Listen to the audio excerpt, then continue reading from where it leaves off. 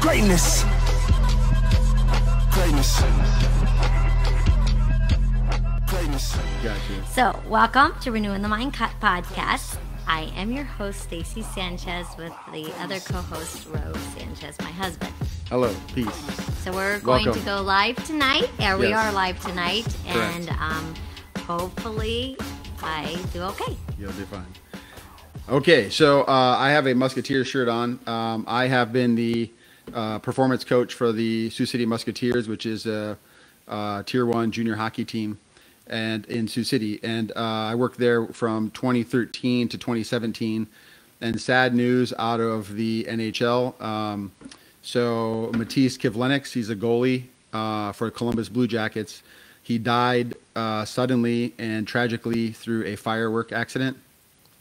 And I think it's really, really important just to understand how quick life changes. Literally, like in a blink of an eye, life changes so much. So just do a quick tribute to him briefly, but I wanted to tell a story. So I teach archery in my performance courses because it's standing meditation and it helps people breathe, helps them to control their breathing. As you know, when you breathe in through your nose, you get more nitric oxide, and it helps you to kind of like just relax and calm down. Okay, so one of the things I noticed about him was so incredibly different is he stopped every single move and asked questions. And he asked a tough question like, "Hey doc, why do I suck at this?" Or just something real quick like that. And everybody else acted like they know it. I would say, "Hey, do you need help with that?" And they would say, "I'm good," even though they totally sucked. So he asked these hard questions, and he was different. And the way he mechanized the movement, he would ask each phase of each step. It's just incredible. So it just shows who he was as a person, as a human, as a hockey player. That he played, 1 year with us in Junior Muskies, the Tier 1 juniors, and then he gets drafted to the Blue Jackets. So some of you might not be hockey fans, some of you might not be familiar with it, but I'm gonna have Stacy just read just a brief tribute I just posted on Facebook. I think it's important just for people to grab just a glimpse of why we do what we do and why we do it. And if you're not living your best life, like in a blink of an eye, it could be over. So focus on moving toward renewing your mind, literally, to reach your passion in life. In the blink of an eye, life changes. Sometimes the changes are amazing, and other times the changes are devastating. People work their entire lives to leave a legacy, but I tell you that you are a living legacy. This means that you live out loud the legacy you want to leave with people as you live, not once you die. Kiwi, you say his name? Kivlenieks. Taught me to laugh, to get better at ping pong, to love to learn, and to not be afraid to ask the tough questions. I taught a Resilient Men's Conference a couple years ago, and he was one of the men I highlighted. His resilient pursuit of the right technique caught my eye while working with him doing archery with the Musketeers. To all who knew you and loved you, may God grant the peace that transcends all understanding. Rest in peace. Yeah, so that just really caught me off guard, and I'm sure the rest of the Musketeer Nation and everybody who knew him, especially with the Columbus Blue Jackets. So literally prayer and prayers go out to him and his family just for such a tragic death with fireworks. Obviously just a tragic accident. Okay, so that's a brief tribute to him. Tonight we're going to be highlighting some things about adversity. Okay, how do successful people push through adversity when it looks like we're going to fail? That's what we're going to talk about tonight. And just a reminder that, remember, I'm not very good at multitasking like Tyler does, so if I'm a little distracted and doesn't look like I'm really paying attention, it's because I'm doing Tyler's job and I'm checking comments and making sure we're on track. And I don't do that very discreetly, so I apologize. Yes. Okay. So real quickly, I want to go over 3 main points. So let's ask that question again. So like, how do successful people move through adversity when all circumstances point to failure? So if you just do a quick Google search, you'll see all kinds of therapists, professionals, performance coaches give like a list of 7 things, a list of 10 things, like a list of 5 things. But if you look through them, you'll typically see one of 3 things, if not all 3 there. And this is just my list. This is how I teach it. but they're all in everybody else's list. So it's nothing new to me. So, or new from me. It's just, I compile it. So number one is attitude. Like if your attitude sucks, I'm sorry, you're not going to be very resilient. It's that simple.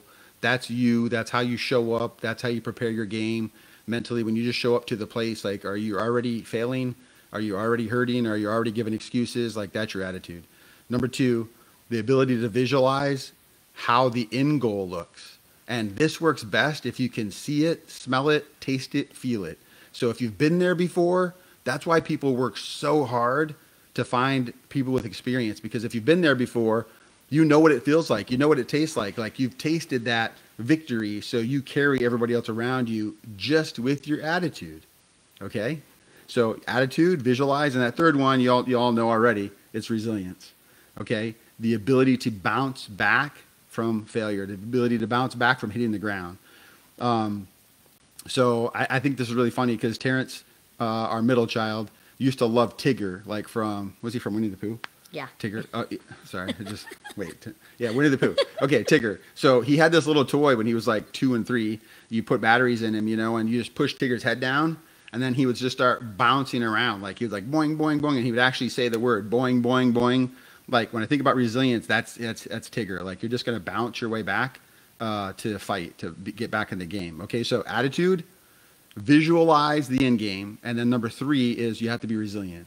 So I want you to focus on those 3 points as we talk through this story, because it was literally amazing. Like there's not a lot. I shouldn't say it that way. I would say this: it's difficult to impress me. And I'm not saying it to brag or whatever, but there's just a lot of things I'm saying, okay, so that was cool. But like for me to be in awe, like literally amazed, it's got to be a God thing. Like it takes a lot, seriously. But here's the thing: we were in Freeport, Michigan, for Melody's wedding. That's where the farm is. Terrence's. And Terrence's wedding. Melody and Terrence. Our son. Our son. And our daughter now. So Melody had this dream to put up this huge, like, literally a tent with like 3 rooms basically. So it's humongous. So, I mean, you could hold probably 250, 300 people. 220 were okay. there. So 220 people, and all the tables and all the chairs and all the lights. And they've been, getting the tent up, and they've been working. So we get there, roll into town, and do the Friday night. Thursday night. Sorry, Thursday night. What's the Friday night thing? The rehearsal dinner. So we did the rehearsal dinner. Saturday morning, okay. Well, Thursday night, we had already gone out. Sorry, I have to. Okay. So Thursday night, we go out, and we help hang the lights. Oh, yeah, true. So we had hung all the lights up, not us, just we helped. And whole they team of had it people. all organized. We were just the workers, and they had the lights. We set the tables up and the chairs and all that. And Yes. it was raining. When we Yes. landed on the airport Thursday, it was raining the whole entire time. So it was already raining, but the tent had been up, so it was actually pretty dry underneath the tent at that point. Yes. Yes. Okay. So then, the rehearsal dinner, we're taking stuff in to decorate the reception area, and all that is pouring rain. So we're also trying to just get this thing set up. So, okay. So fast forward then to Saturday morning, the day of the wedding. Terrence is staying with us at the hotel. Terrence, Tavian and I get up and grab a coffee, and we head there to do some work. Get there roughly around 8:45. And the second I get out to the tent, I saw what needed to happen. And I texted Stacy. I just want to make sure I don't exaggerate this. My wife says I exaggerate, so I have to keep them on check. I don't do it on purpose, but I just want to get the timeline right. So 8:46, I texted Stacy this. I said, pray, 3 exclamation points, a few spaces. I'm like, lots of work to do and no time. And then 3 spaces, pray, 3 exclamation points. So pray, lots of work, no time, pray. Okay. So she texts back, okay, love you. Okay. So that was You're going to tell them that my comment? 8:45. Or are you going to do that? No, I can do that. Let me slide over. I couldn't see. What time does that say? 9:53. Okay, so that was at 8:46. I texted Stacy at 9:43 after we're doing a lot of work. She texted back, and she says, "Are they still thinking of going to do it at the tent?" Are they still thinking we're going to do it at the tent, or are they even contemplating just doing it at the church? Okay, what did I say? No contemplating, just plan A. And then I say, okay, Let's go for it. Yes. Now, in between there, she did call once, and she said, "Hey, we've been talking, and do you think they're still going to go with the plan?" And I just kept saying, "There's no plan B. There's no stop. Like, just kind of go bust through." Because all of our city folk that had flown in or drove in from Sioux City, Iowa City, Omaha, Kansas City, all of us were wondering, okay, surely there's a plan B. You don't have an outside wedding and you don't have a plan B. Okay, if there's no plan B, well then, are we calling venues? Have we called the church where we did the rehearsal dinner? It was at the church, it was a reception hall, and we're thinking, okay, it would be a little tight, but if we get creative, we could maybe do it. That's what the city people are doing. That's what we're thinking. There's got to be another place we can instantly go, because it's raining nonstop since Thursday. Yeah. That's nonstop, not just sprinkling. It's pretty much raining nonstop since we landed Thursday. Yeah, I think they had 6 inches of rain. That's what I heard. I don't know if that's factual, but that's 6 inches of rain in those 4 days. Okay, so meanwhile, 8:46 we get there, and this is a huge tent, but on I don't know the directions there, but let me just say I think it'd be the west side of the tent. All the rain's hitting and dropping, okay? And then on that side where the west was coming through, it was pushing the rain forward, so it was landing like 3 feet inside the tent, and then the wind was pushing it downhill a little bit. So literally probably 10 feet into the tent was soaked. I had flip-flops. I always wear flip-flops, and we're in a pouring rain, and I'm in flip-flops getting soaked. And you put your foot down. I sunk through the grass enough to where the water went over my toes.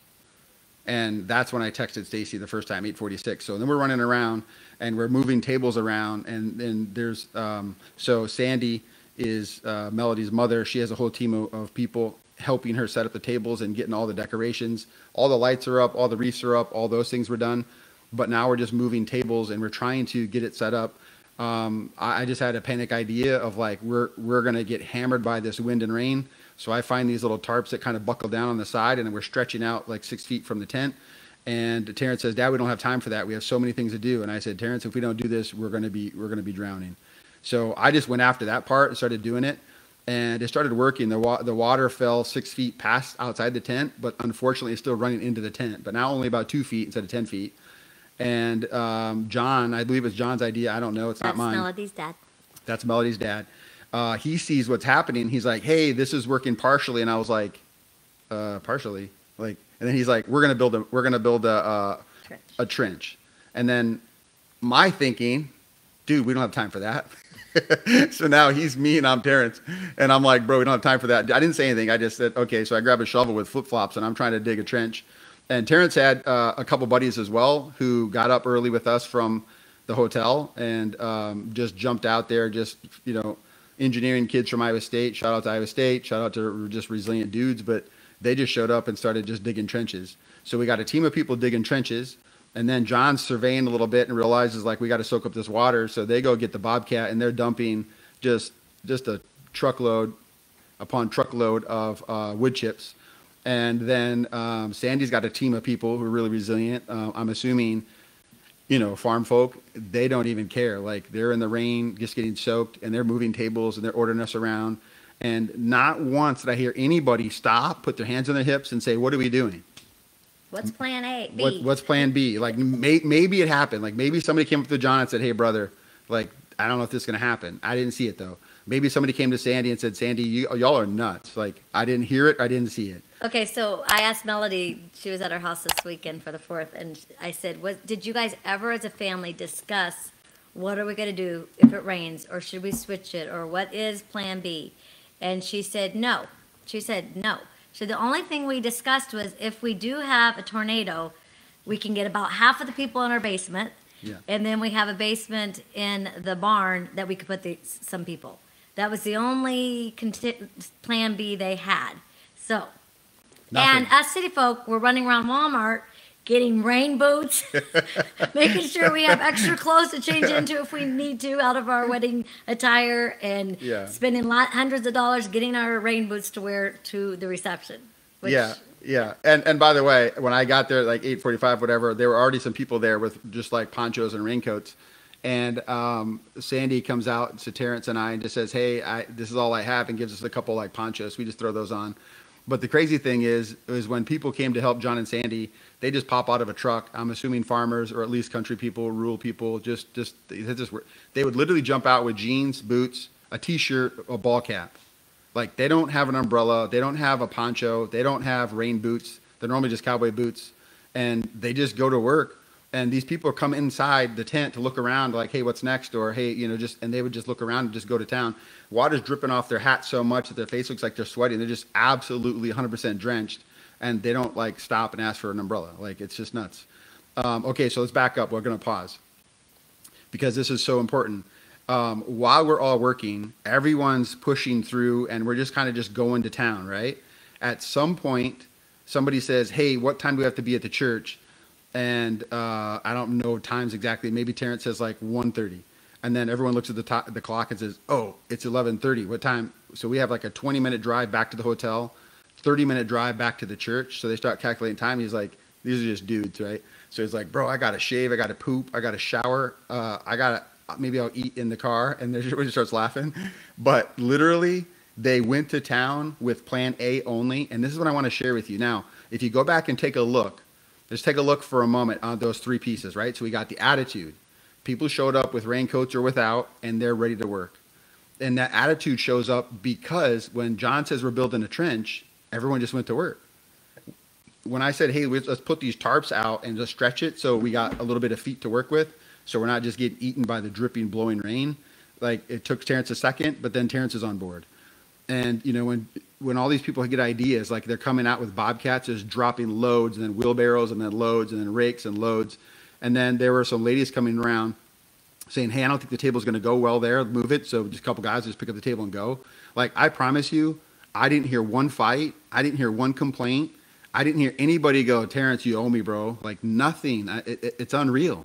Unreal. Like, I deal with sports teams. I deal with CEOs. Like I push people pretty hard. And I never saw anybody waver. Like literally, okay, so Stacy texted me finally the last time, and I'm like, "Stop contemplating. Like there's no plan A. Like just pray." And then from there, it's over. Like we're gone. Okay, it's good. Okay, so this is the crazy thing. Do you want to talk about the wedding? What happened with the alerts? Okay, so we finally get through the reception, or they get the reception complete where the wedding is on, and that's at the church. And during the ceremony, all the phones start buzzing and ringing because we are loudly in a tornado. We are in the midst of a tornado.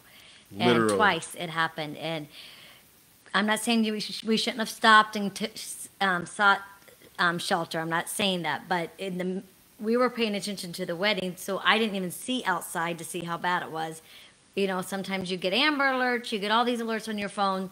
It was just kind of like, okay, well, we're continuing on. Yeah. It's nuts. And then afterward, when we're all taking pictures and we're all waiting on, the wedding party, you hear people talking about like they got up and looked outside and they saw trees bending over, things like this. There's another story that came from Sandy that there were people at their house back where the reception was. And they were cooking. They were in the kitchen in the house cooking, and they could see the tents outside. They could see the big white tents looking like they were lifting with the storm. Or tornado literally, smaller tents. The tornado literally lifted, the tornado literally landed. I would say, I don't know, 600 yards maybe east of where we were at, and it hit and bounced across a couple streams. And then Stacy posted some pictures in the podcast here, so you can see. I can't figure out how to post them actually on the comments here, but it's on Renewing the Mind podcast Facebook page, where we posted the advertising for tonight. No backup plan. It was that post about the Facebook Live tonight. In those comments, I have a whole bunch of pictures of Terrence and Melody, and I have the tent and how absolutely beautiful it was. It was absolutely gorgeous and amazing. And then I have also pictures of where the tornado hit the farm close by where the tent was. Yeah. So you can see. It's absolutely amazing. We drove past there, and we were taking pictures of the farm that was devastated. And there was this truck that drove by, flew by. I started honking at us, and then slammed on the brakes. This big We're thinking, what's he want? What did we do wrong? a big like Ford F-250 or something. Scared. And this big farmer, you know, he's a Nice big guy. buff dude. He backs up and he looks at us and he's like, "Wow, it's devastating, isn't it?" He's like, "It's unreal." He's like, the provision of God or provision or protection of God. He's like, "It's unreal." He's like, "I've seen the bricks. I don't remember the distance. He said like a mile from here or something." He's like in the yard, and he goes like, "If you take a look at those things," he goes, "those aren't cheaply made like tin bins." He's like, "That's heavy duty cement and bricks and mortar." And then he was just talking about it. He just shakes his head and he's like, "Wow." He's like, "God is good." He's like, "God, have a blessing or have a blessed day." And then he just drives off. David was like, "Go, Dad, go. This dude's like gonna come at you, you know, like get off our property." That's great. So yeah, so it was pretty amazing. So I really want to reiterate something. Okay, so while we're working, I started praying, and the only thing that I could think of, just like trying to get a vision of how this is going to look, because I promise you I had doubts. Like I'm working through this, and I'm thinking people are going to just get soaked. Like they're going to step in their penny loafers or something, or water's going to come up. So I had some of those thoughts, and I was just rebuking it and just saying, "Hey, we're going to just push through."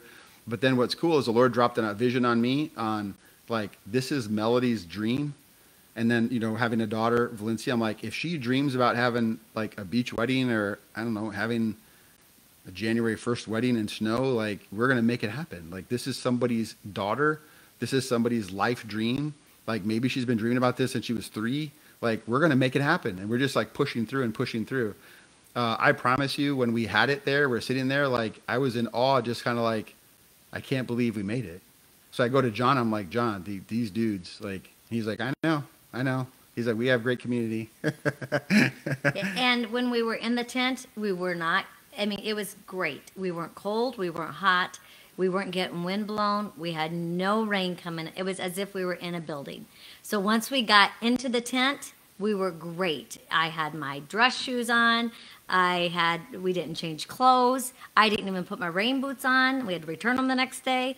And so it all worked. I'm going to go, can I go to the comments real quick? Yeah. I forget. See, I don't multitask good. I'm not being Ty. Yeah. Tyler says, "Looks good." And then he's commenting on my not being able to multitask and not be Tyler. He says, "It's a tough job." Mm-hmm. Crystal says, "You're doing great. Thanks." Oops, see, I can't even do it this. And then Tyler, Renewed Mind, says, "I thought they were crazy." And then Norma says, "Me included. What's the contingency plan?" Yeah, correct. And then Norma says, "When God is plan A, we don't need a plan B." That's awesome. Totally true. And then Norma also says, "That's what I took away from this journey." Awesome takeaway. That is awesome. Okay, let's Look how go into fire your that mug 3 is, key though. points. Look at that baby. See, I didn't do that, but see, I have, well, see, I can't do this this Reverse. camera. See? Okay, You so- can get these stickers too. Yeah. They're cheap. Real Okay, so let's go back over this. So how do successful people push through adversity when all around you has circumstances of failure, right? Number one is your attitude. The attitude is, I'm not going to stop the train. I'm not going to be the weak link. I'm not going to be that guy. So just tell me what to do and just head down and move. So the concept is like, if you keep your head down and keep climbing, you will survive. You will be successful. And not only will you be successful, but then you could turn around and talk about these lessons. Like, stop and think for a minute. If anybody would have pulled the plug, we wouldn't be here talking about this. We'd just be like, "Oh yeah, the wedding got ruined," and then everything dies.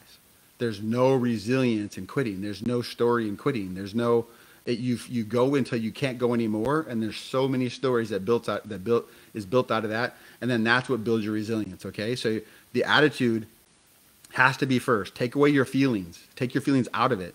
If you have frustration or you have stinking thinking, then use it and use that anger, use that pain, and push it toward like digging the trench, push it toward dropping the chips, push it toward lifting tables and moving. Be a part of the solution. So that's your attitude.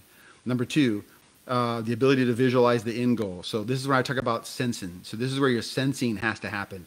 You have to grab a picture, grab a glimpse, grab a taste of what that would look like, okay? And that's when I clicked into Melody, making the transition with my daughter. And like, this is her life dream. I'm not going to be the dude to pull the plug or be that potty pants guy.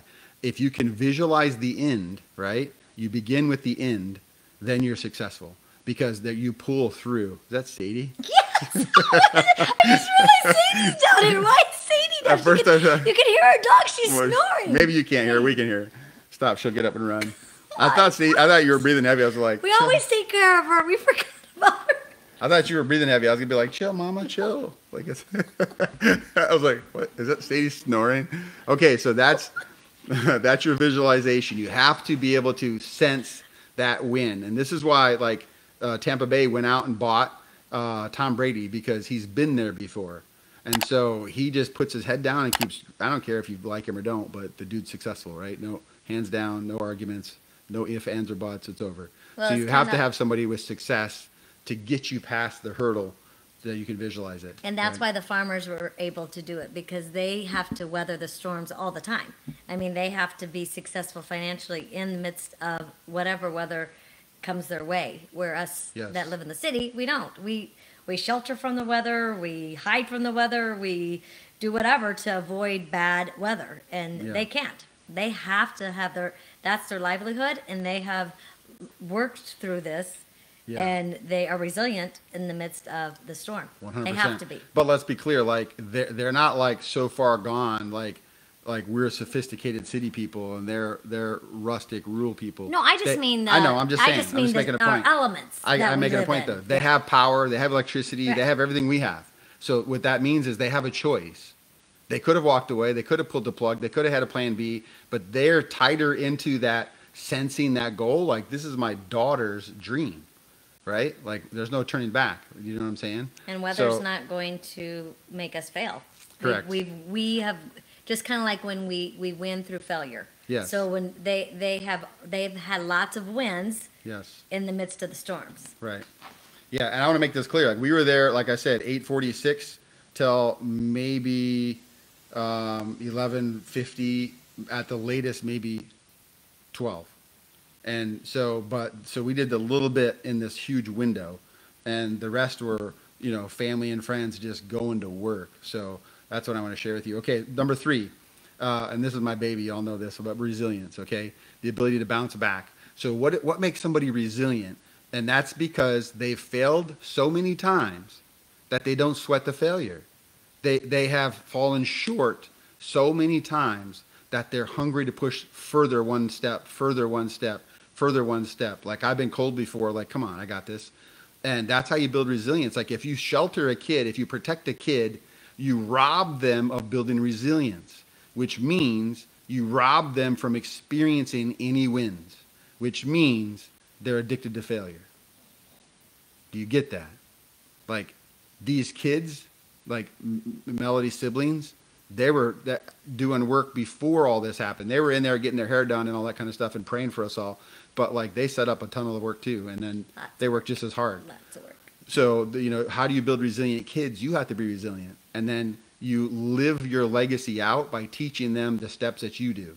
And because they're out doing what you're doing, it's amazing. So I always talk about being congruent. Like I have to do what I say because what I say and what I do are different. And if that's me, then I'm incongruent. I'm a double standard dad. Nobody will respect me.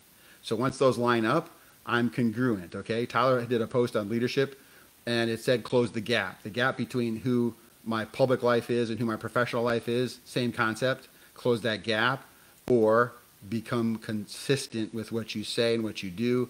You become a congruent husband, a congruent wife, a congruent farmer, a congruent parent. And so that's what you see. Like these people like did what they say they were going to do. And I was a part of it just for a window. And I was literally in awe. Like I was like, this is unbelievable. Like so much so that I got up and instead of giving like a normal toast to Melody and Terrence, I had to say something about the resilience of this community because it was so amazing. So Okay, so Tyler says, I wanted a plan B, but was so glad we didn't. My family loved it. My girls had the time of their lives. yeah, correct. So that's my thing, right? Attitude. Then you got to visualize and sense, and then the last piece is you got to be resilient. You got to be able to bounce back from the idea of failure. If something doesn't work, pull the tent out. If something doesn't work, build the trench. That still doesn't work, move the tables. That doesn't work, drop wood chips. Like it was just unreal. Just kept boom, boom, boom, boom, boom. Just keep solving the problem. Keep moving, keep solving, keep moving, keep solving. Next thing you know, we have this amazing, gorgeous wedding. Take a peek at some of those pictures. As the farm just rolls and there's a hill it created a pond just from all the rain. And Terrence and Melody went and took wedding pictures in their dress clothes. It was amazing. It's pretty cool. Their wedding dress. It's pretty awesome. So that's all I have to say tonight. I appreciate you guys listening and just joining us with these conversations. We're trying to make it as real as possible. And again, the living legacy concept, as soon as we learn something, we want to share it as fast as you can. So that's what we want to say. It was an awesome wedding. Hawkins did a great job. Yeah. Shout out to them. Yeah. So thankful they're part of our family now. And it was an awesome wedding. We're so glad there was no plan B. We Yes. would have been disappointed if there had been a plan B, even though we were wanting one, we thought at the time. Correct. So. Correct. All right. All right, 2 weeks. Tyler should be back. He'll have a contingency plan C. So I just count on Stacy. If Stacy's injured, if Stacy's injured, I got Valencia. She asked me if she could play backup tonight. She's like, "Oh, Ty's gone. Can I do it?" So one of these days, Valencia and I think are going to do a talk. So she wants to talk about some things too, but we'll iron it out. So, all right, that's it for now. As we always teach, we want you to renew your perspective. We want you to move toward uncertainty, and we want you to find what's awesome about that in every situation you find yourself in life. All right, God bless. Peace. Have a good night. I had to realize what's inside of me. For all of the people that lied to me.